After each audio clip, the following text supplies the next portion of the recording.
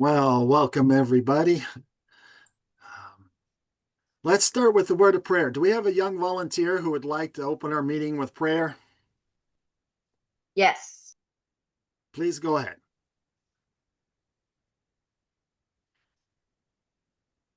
Dear Heavenly Father, we thank thee for this day. We thank thee that we could have this meeting.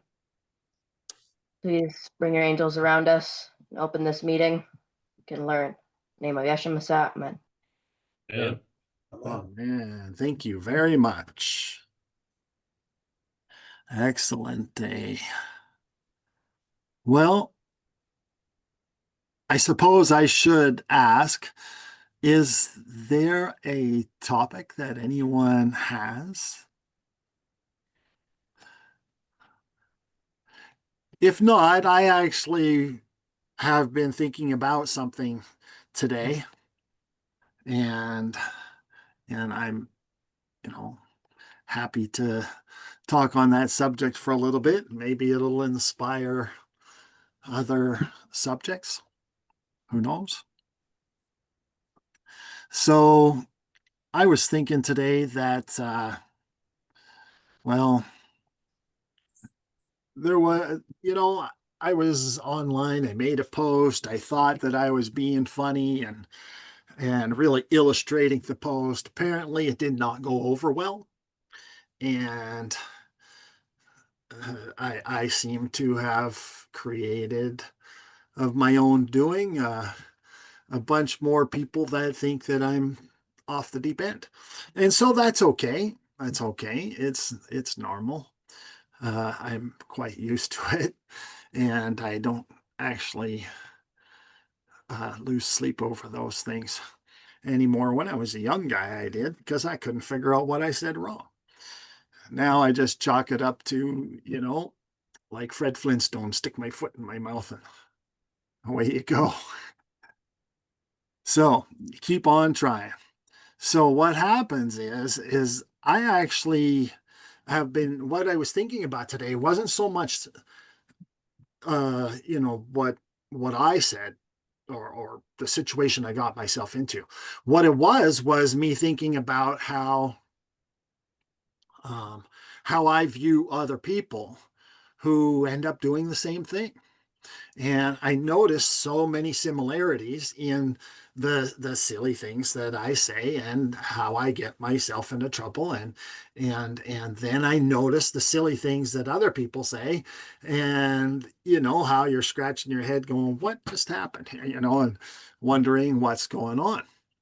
And so I noticed these things quite a bit, and I noticed some times when somebody has good intentions, and they say something or do something that is completely out of place and usually quite inappropriate.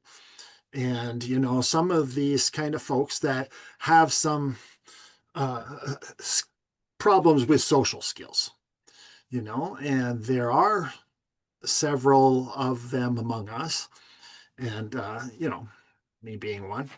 And uh and and this is a very interesting scenario.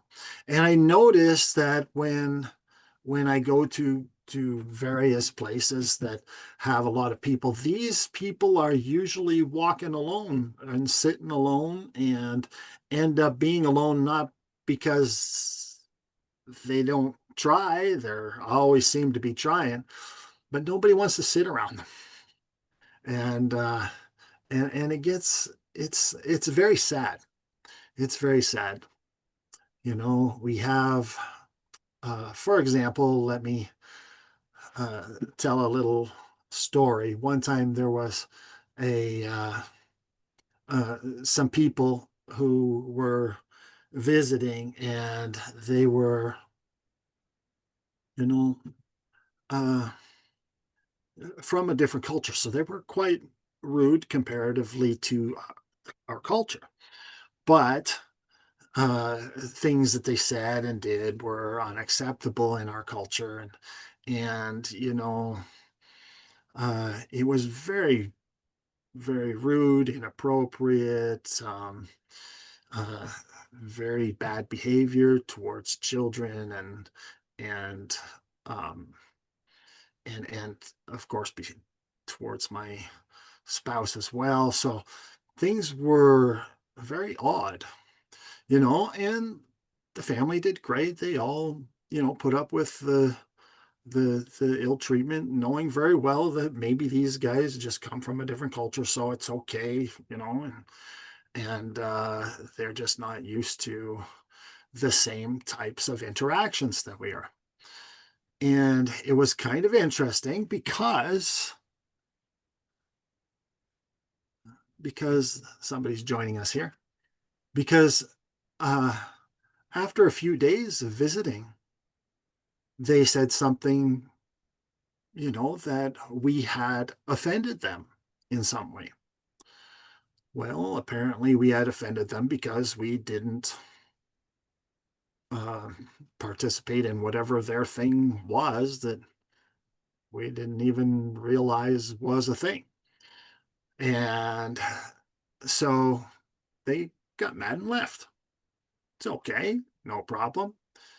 And it's interesting considering the fact that they then would go and express themselves to their friends that, how we had offended them by not joining into their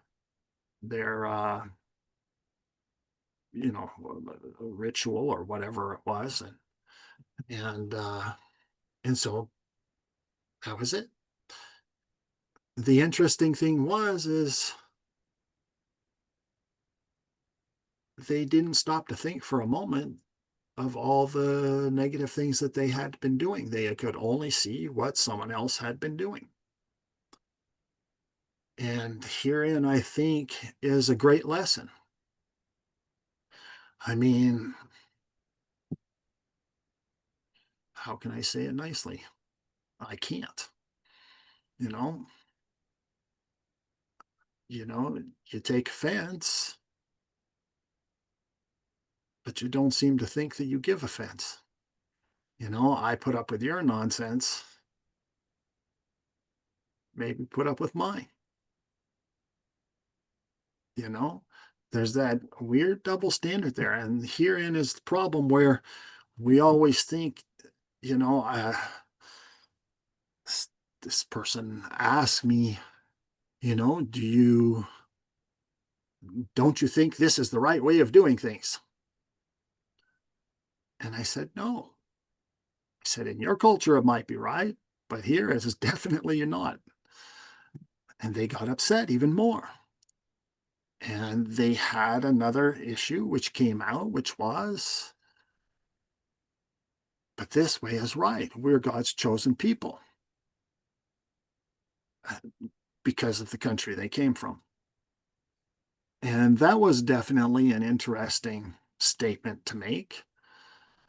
And another statement came out just like it, which was, you know, you guys might come from a different culture, but deep down, you know that this is the right way, don't you?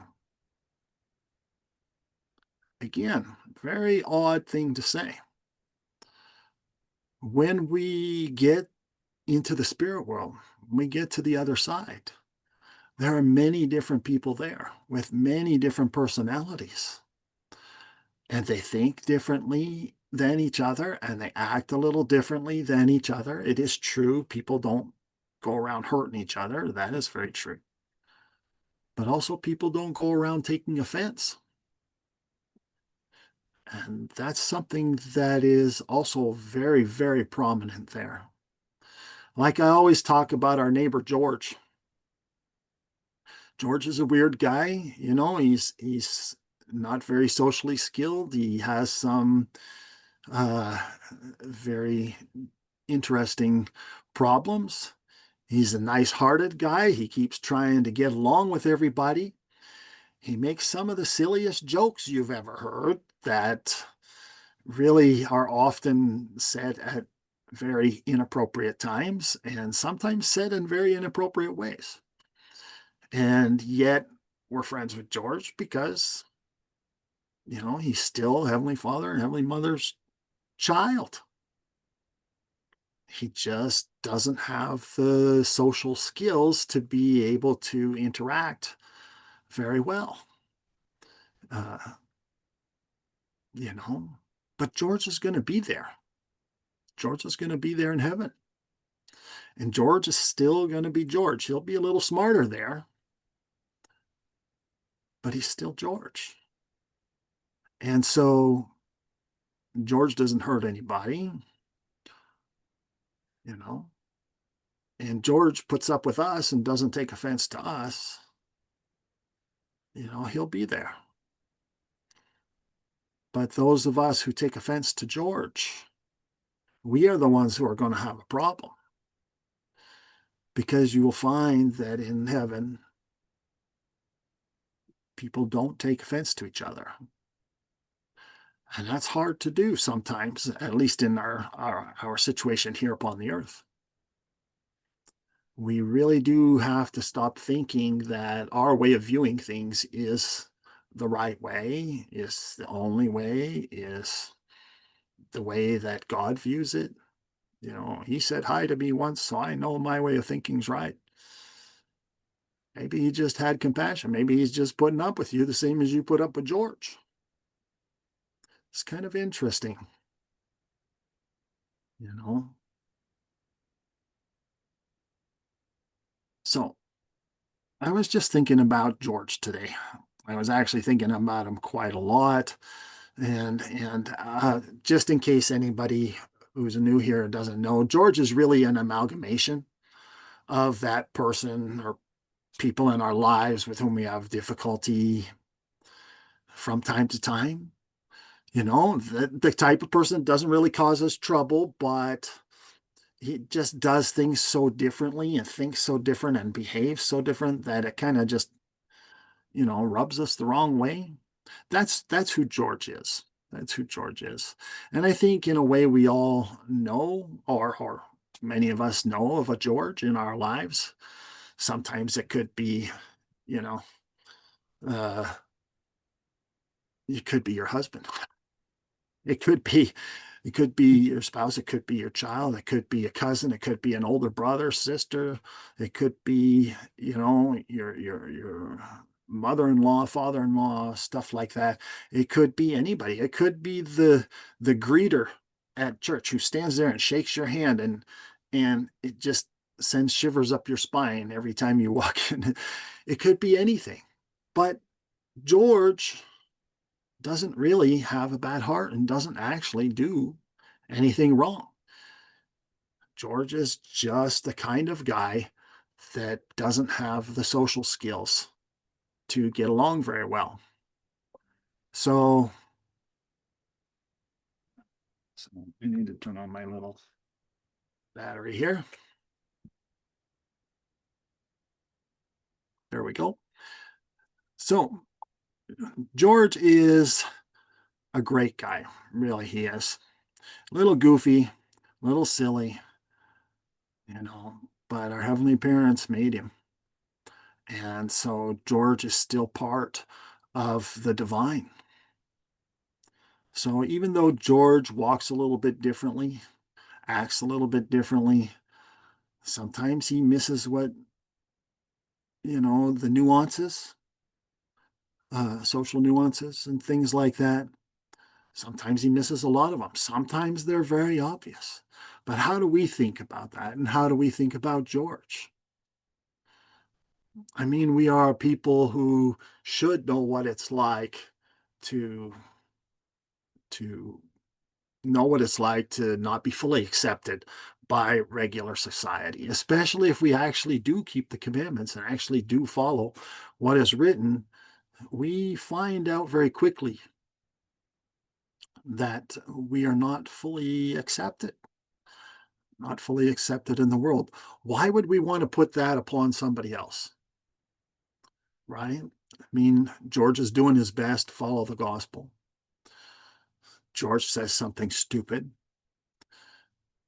and all of a sudden, people are grabbing their children and saying, don't ever talk to George.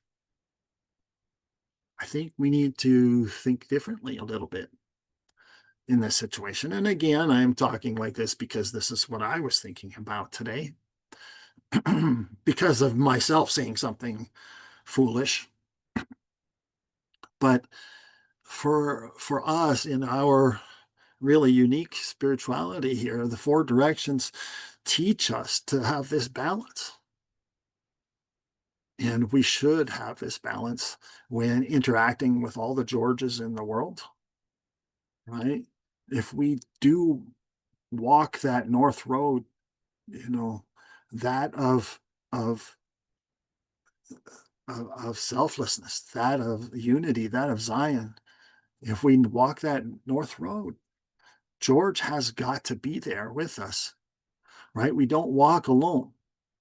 We cannot be one with our heavenly parents if we are not one with George.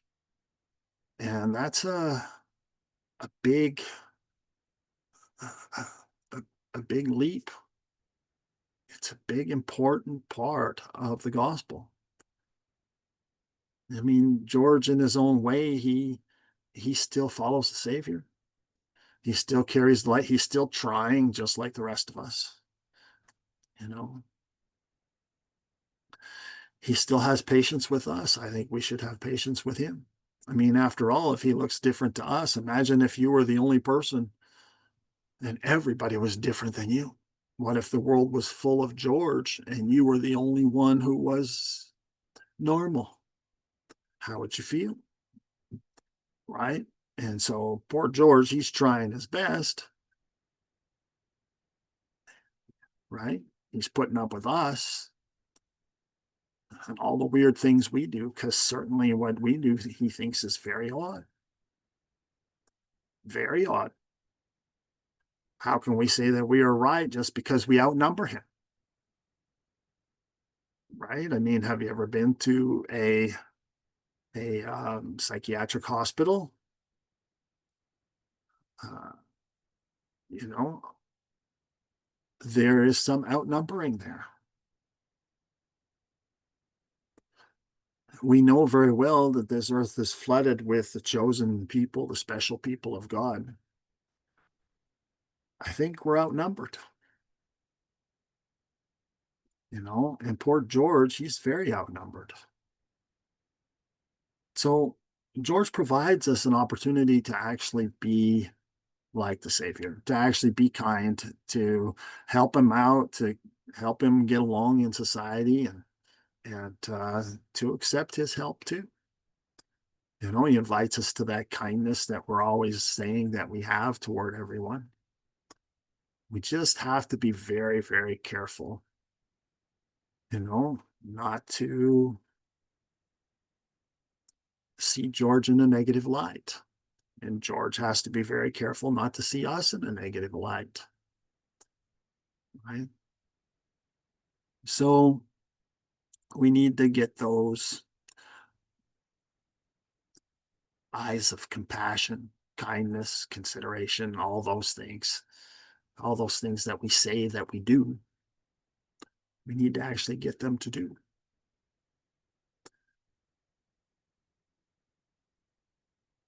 So it's kind of interesting.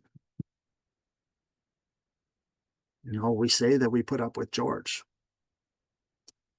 Why do we never think that George has been putting up with us? We don't think that because we think, yeah, but ours is normal. It's not normal. It's not normal to George. There are more of us than there are of him. That is true. But when you go to heaven, there are not more of us. There's more of George. So there's no other way to say it other than straight out. And that's, I would be cheering if you're putting up with George, because George is putting up with us. And in heaven, you will find people are all like George. They don't take offense. And you can hear their thoughts. They don't think it either. So, anyways, that's what I was thinking about today. Anybody have any comments? Anybody have any questions, topics? Anybody know a funny joke?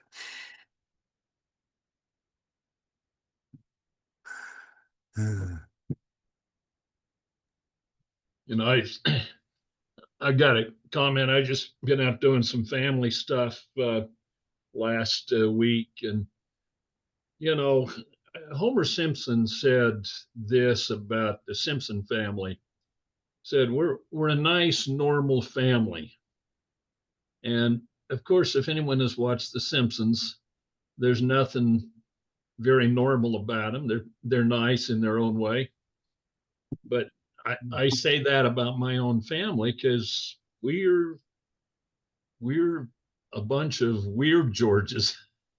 And yet, I think if you look at all of the families and you start examining things about them, we're all sort of broken.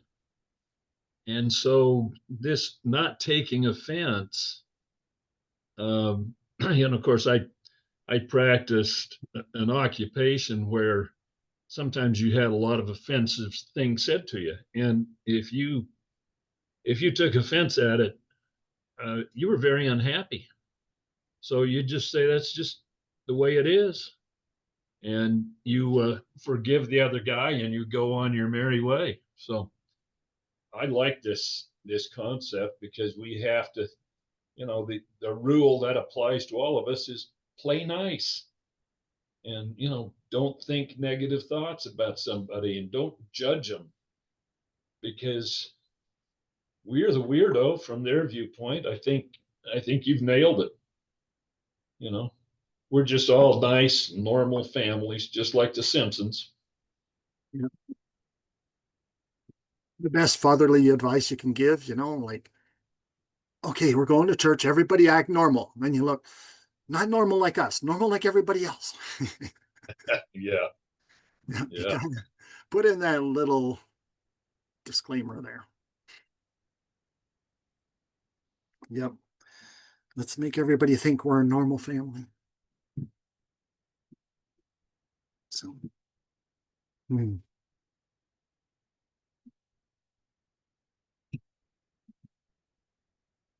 Well, I do think it is interesting, but I know I talk about this subject an awful lot because, uh, I still try to teach the gospel wherever I can. And I'm online sometimes a couple hours a day trying to teach the gospel to different people. Usually I get shot down pretty quick, but every once in a while, somebody will talk for a little longer, so that they have more to argue about. And you try anyways because you got to keep trying. And and I do end up sticking my foot in my mouth and saying some things that I shouldn't say. It's some stupid thing that, just because I see something a certain way. And then I find out really quick by the mass amounts of responses that what I said was not all that widely accepted, wasn't all that normal like I thought it was. So it's definitely interesting. And I guess that is, to me, and again, that would be my own uh, lesson that I needed to learn. But that really did stand out to me whenever I visit the other side. It still amazes me to this day that every time I go, people take absolutely no offense of anything. And it's just astounding, like not even a hint of it, because you can hear their thoughts. It's not even a tiniest bit of taking offense, which is uh, just amazes me. What is it that allows them to not take offense? My guess would be that it's because they're full of love. And if they truly look at you and they love you, why would they take offense at anything you say or do? But that would be my guess. That is what I have found out. It was because they just love, but they don't. I don't know how to explain the next part. They don't love like is so commonly pushed here upon the earth. Like, if you loved me, you would have done this, and you would have done that, you would have done whatever. They love each other so much that they don't have that expectation even, and they actually love enough that they don't expect you to um, run up and hug them or something like that. I mean, some of them do, but you just sort of accept the fact that they do. but but they won't actually hug you if they think that you're going to be that you don't like it or something. They still respect your your feelings too. But it's definitely interesting. They love enough, but not enough to push their beliefs onto you. Is it possible, Joseph, that they have maybe a little bit more clear understanding of agency, and they understand the importance of allowing everybody else to react or to believe or to practice whatever they practice without judging someone else? I think love is a definite component of it, but it would seem to me that if you have a perfect understanding of agency, then you're not going to get upset because somebody does something differently than you do. Yeah, that's exactly it. That was the other uh that interaction is exactly what you were saying. It was exactly that. And that you cannot, I think what I have learned also is that you cannot separate the two of agency and love. They have to go hand in hand or they And an don't go. answer. Yeah. Yeah, so no, absolutely. That's very much it. Yeah. So we end up in that little predicament because sometimes here on the earth we think, well, if my wife doesn't, if she really loved me, she would have, you know, smiled at me today and winked at me the way that I like, and I didn't see that, so I don't think she loves me today, and you know that's imposing my agency onto her, and then so really I'm at fault. I'm not supposed to. If I actually did love her, I would never think that she should be, winking at me like this or that. Well, she winks at me anyways, but I'm just saying, you wouldn't expect her to do that, and you wouldn't think that she loves you less, because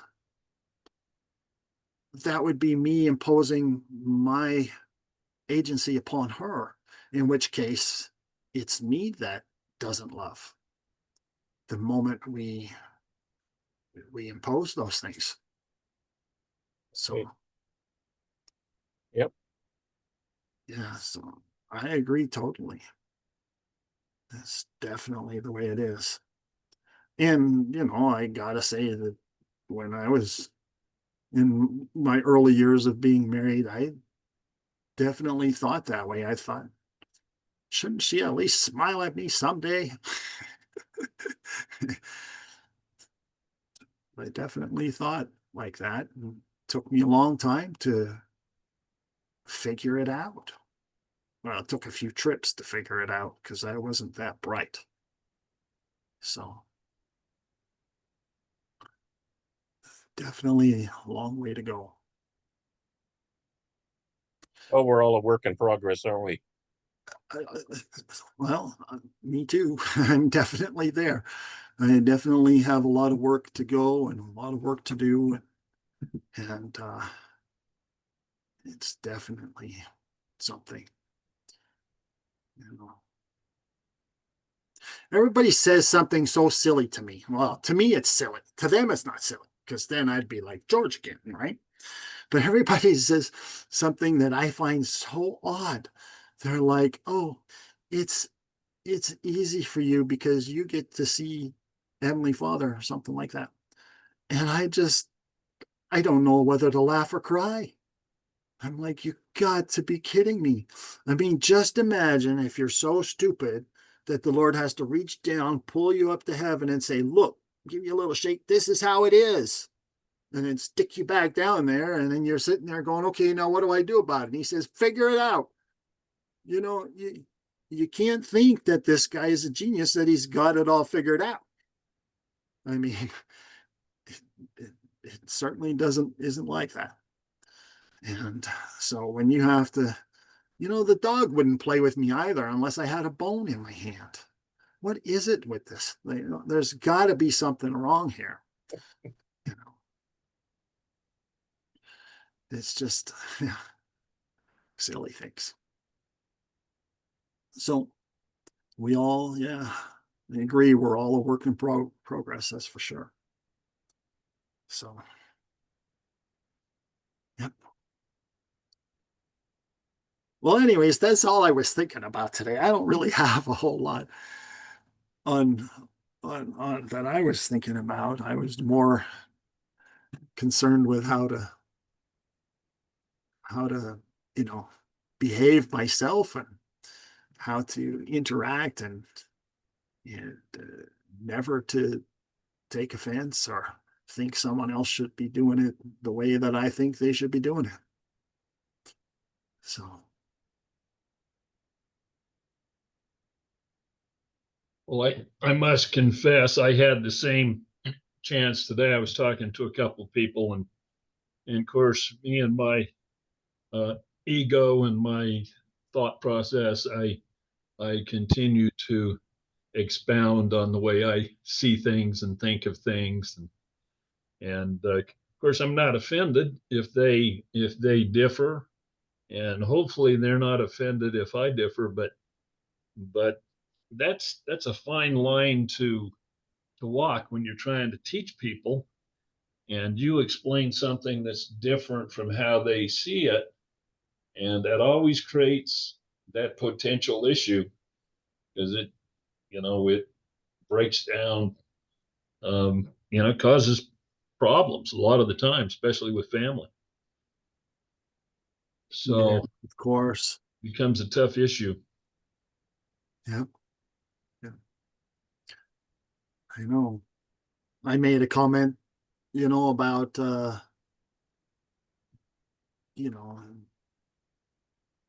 people who argue or always trying to start fights, stuff like that. And somebody jumped on me and said, that's not true, and blah, blah, blah. And I thought, is he being satirical? Is he just trying to back me up and say, give you a perfect example to showcase to the, Yeah. But it starts going on for so long, you wonder, did he forget what he was trying to help with, or is he just sort of that proving the point? So me, stupid me, I say, oh, thanks for showing everybody how it works. And apparently that didn't go over well either. So I guess I was wrong. I thought he was just being helpful. Oops. Illustrating your point. Yeah, why not? Nope. Oh, silly me. Well, I'm always at a loss of what to say next. So,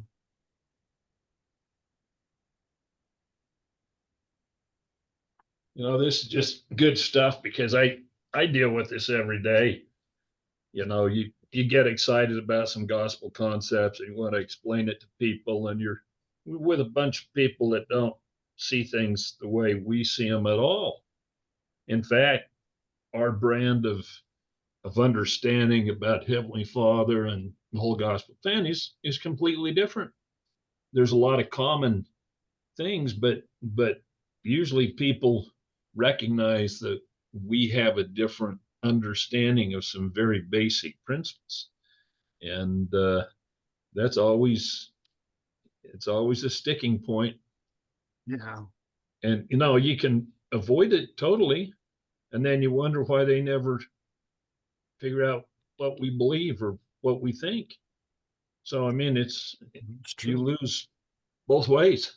You try and explain it to them and they take offense, and you try and not explain it to them, and then they remain in their ignorance, Yeah. which is not a, which is a terrible thing to say because that's judgmental, and you know, but No, the reality is we have to teach something.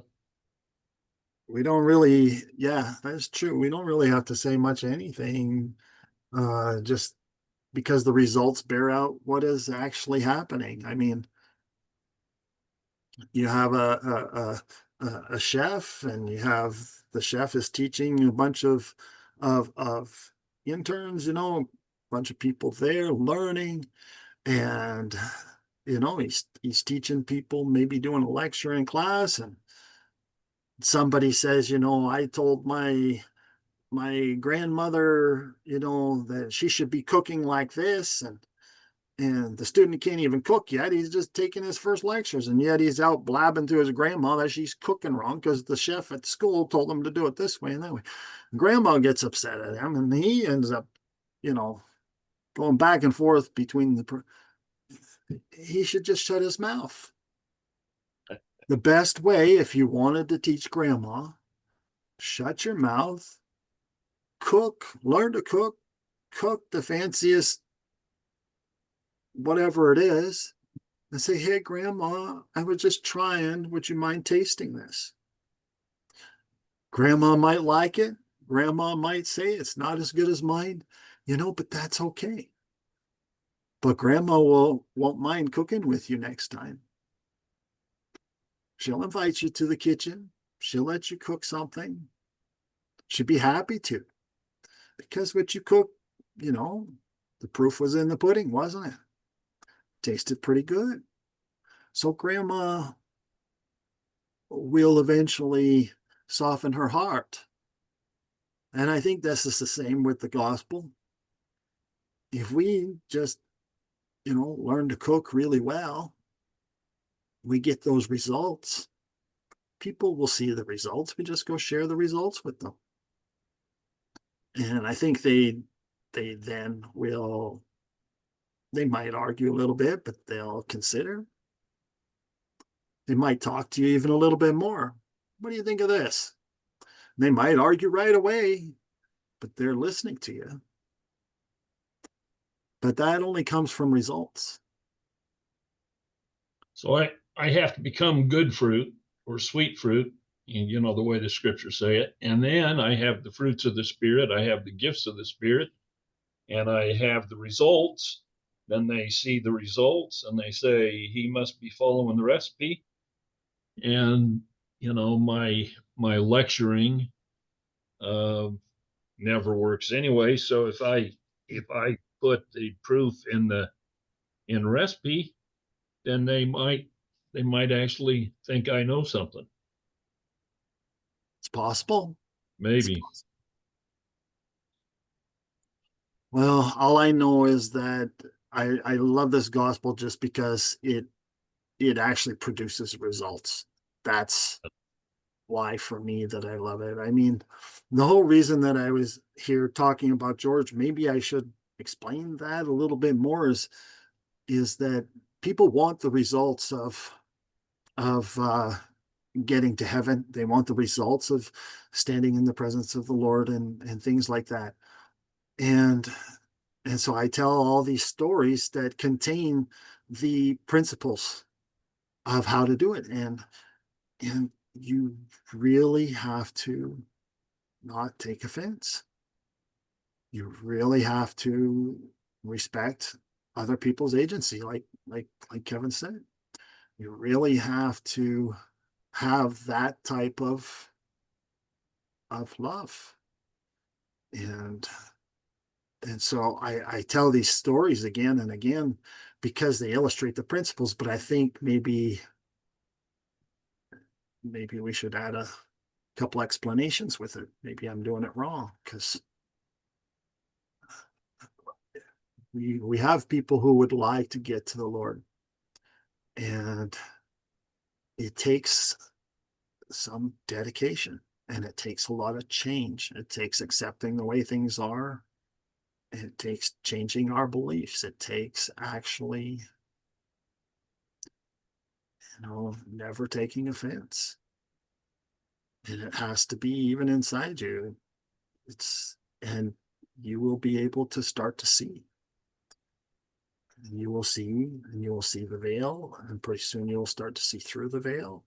And before you know it, you're talking back and forth. But it takes a change of our character, and it takes a very deep change, extremely deep change. But it is something that we can do. It is something that is possible. We really can't take offense to George or his twin sister, Georgina. Of course, I shouldn't say that, but whatever. So we really have to be very careful about that. And yep. So it does take a few practice sessions.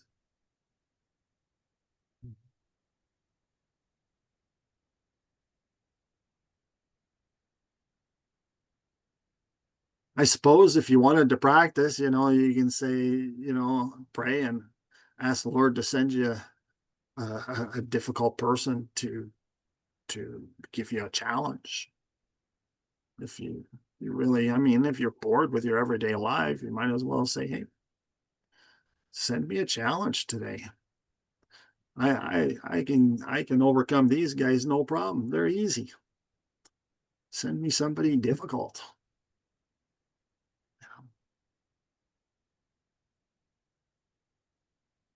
Well, it's just a thought. We have our share already. It's always fun, isn't it? Why not? Yes. I love Well- all the colors in the rainbow. We should meet them all. There you go. Yep. It's always fun.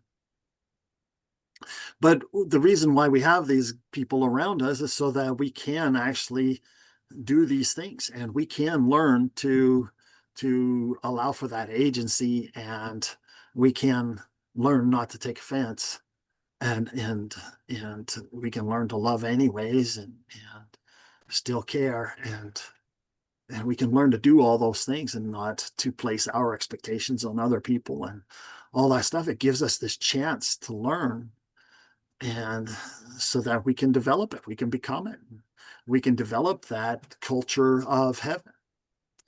And that's why we're here, isn't it? To grow our inheritance, to actually develop ourselves, to create heaven. That's why we're here.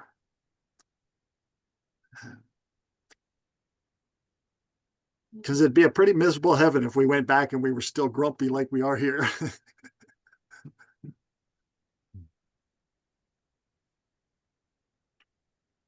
Yep, that would be a terrible eternity. Better off to get it right. So, Good stuff. yeah, it's all fun. It's all fun.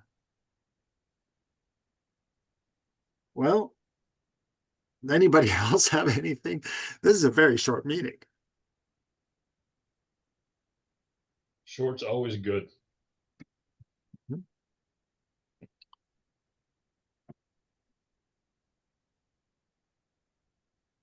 What verse? 11. Down. Where there is neither Greek nor Jew, circumcision nor uncircumcision, barbarian, Scythian, bond nor free, but Christ is all and in all. Keeps There going. you go. Put on, therefore, as the elect of God, holy and beloved, bowels of mercy, kindness, humbleness of mind, meekness, long-suffering, forbearing one another, and forgiving one another. If any man have a quarrel against any, even as Christ forgave you, so also do ye. And above all these things, put on charity, which is the bond of perfectness. And let the peace of God rule in your hearts, to which also ye are called in one body, and be ye thankful. It goes on. There's a lot. Yeah. And of course, we should always watch the difference between the two variations of the gospel. We have the selfish gospel, and we think that's right, people should do that for us. And we have the selfless gospel, which is we should do this for others. And so we have to always be very careful about which gospel we are following. So, did you have more to say on that one? No, but the verses above it are the ones that list all the things not to do, Yeah. which includes, it says covetousness. Yeah, that too. Coveting is a huge one. Selfishness. Or When it- not coveting. Yeah, when it lists, humbleness, meekness of mind, selflessness, that kind of supposed to be against the whole Yeah. other people are supposed to do it for me, or they're supposed to forgive me, or I should be allowed to do things to them and they shouldn't fight back, kind of thing. Yep. When it says that there's no circumcised or uncircumcised Jew nor Greek, it doesn't mean that. It doesn't mean other people should stop being these things. It doesn't mean that you should stop following because it does, eventually it says, children obey your fathers, and it says,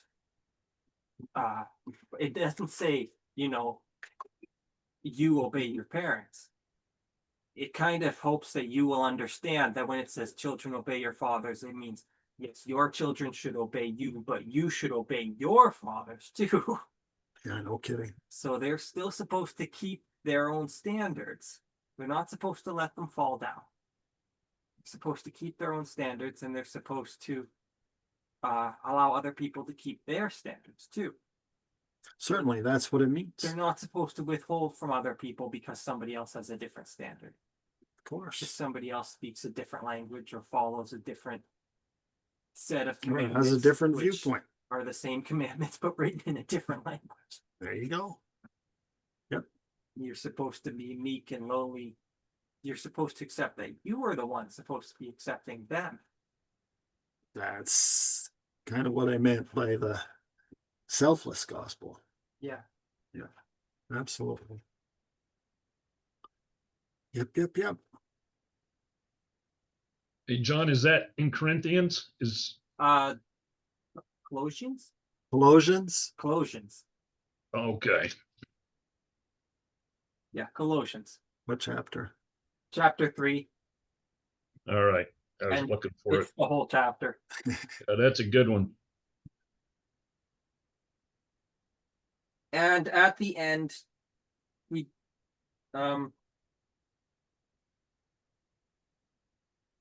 does say, knowing that of the Lord ye shall receive the reward of the inheritance, for ye serve the Lord.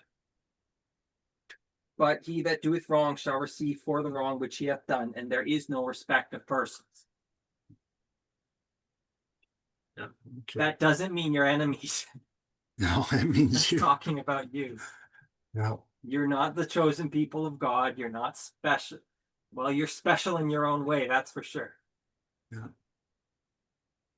So special, we had to actually send one of the guys from up here down there to teach it because he couldn't get it through your head.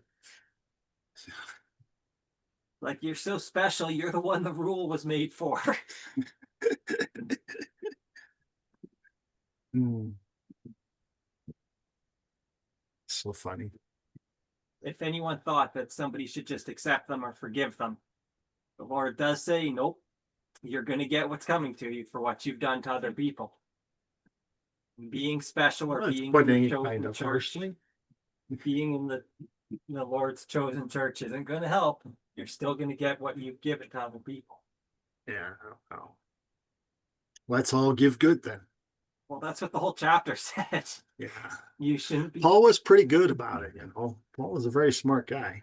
I wish people didn't take so much of what he said and Instead, they try and they try and get rid of things like, oh, you don't need to be circumcised now, or you don't need to be this now, or you don't, because he says there is none of that. But he didn't mean that you shouldn't be circumcised, because the Lord said that everyone has to be circumcised in their heart or they're not making it.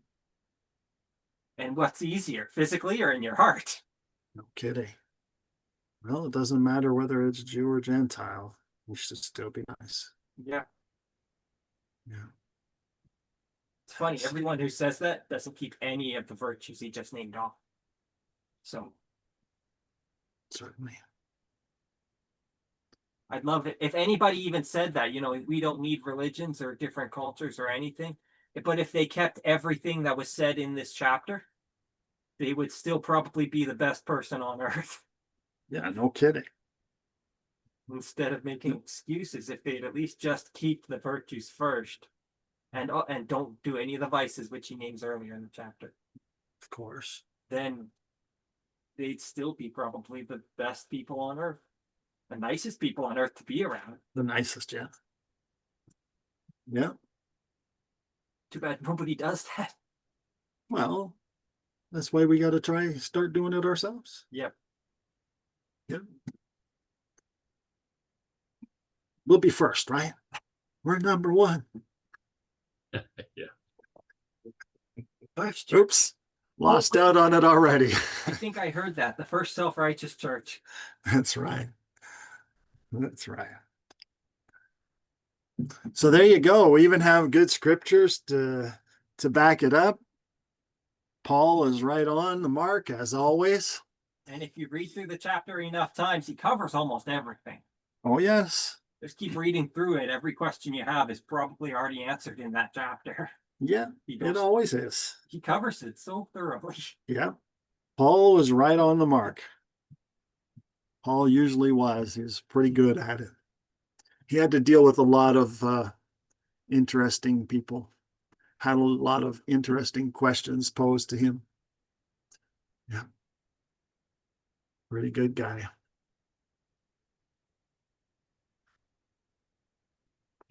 Well, what does everybody think? Does that sound pretty good so far? Think it's all good? It's all good. How does everybody feel about closing a little bit early then?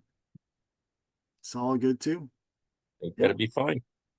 Excellent. Do we have a volunteer for our closing prayer? Yes. Okay, please go ahead. Dear Heavenly Father, we thank you that we could have this meeting, and please bless that thy angels will be with us. And please end this meeting with thy spirit. And in the name of Yeshua Messiah, amen. Amen. Oh man, thank you. It sounded like one little voice volunteered the other brother. Yes, we have a volunteer, and drags him over. You volunteer. Voluntold. Yeah, Funny guy. that's what brothers are for. Pause this.